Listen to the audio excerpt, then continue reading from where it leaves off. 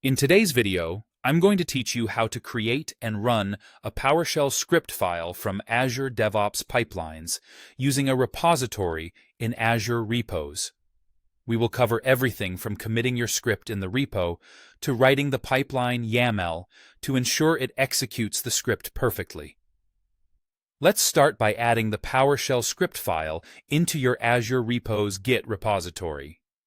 Begin by navigating to your Azure DevOps project and head over to the Repos section, then click on Files. If you haven't already got your script file ready, you'll need to create a new one. Perhaps name it something like scripts/myscript ps1. Here's a brief example of what you might include in your script. It could start with a parameter, such as a string variable for a name, defaulting to world. Then, you could use write-host to display a message like, "Hello, name from the Azure DevOps pipeline." Once you've crafted your script, don't forget to commit and push these changes to your target branch. This could be the main or master branch, depending on your setup. It's also wise to consider creating an Azure Pipelines.yml file at the root of your repository, especially if you want to version your pipeline alongside your code. Now that your script is safely tucked away in the repo, it's time to create the YAML file for the pipeline. You'll need to create this file, perhaps named Azure Pipelines ML, in the root of your repository or within a dedicated .pipelines folder. At this point, you'll want to configure the pipeline to trigger whenever changes are pushed to your main branch. This involves setting a trigger that includes the main branch.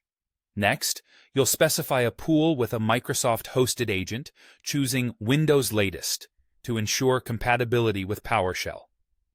The next steps involve checking out the repository containing the script. This is done with the line checkout, self.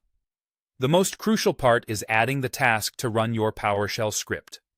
Use the PowerShell at to task to run a script file.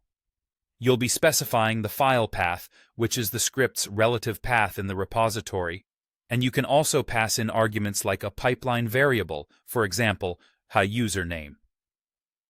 With everything in place, the final part is running the pipeline and verifying that everything works as expected. Push your changes, including both the script and the YAML file, to your main branch. If everything is set up correctly, heading to Azure DevOps and navigating to Pipelines should show you a new run being triggered. Drill down into this run, and specifically into the Run My Script PS1 step, where you should see delightful output, such as, "Hello Azure DevOps from Azure DevOps Pipeline." Remember, if you encounter errors like, "A path to a PS1 file is required," double-check the path to your script. Ensuring everything is correctly spelled and properly located will prevent these little hiccups. That's it for today's tutorial. By following these steps, you can efficiently run PowerShell scripts directly from your Azure DevOps environment.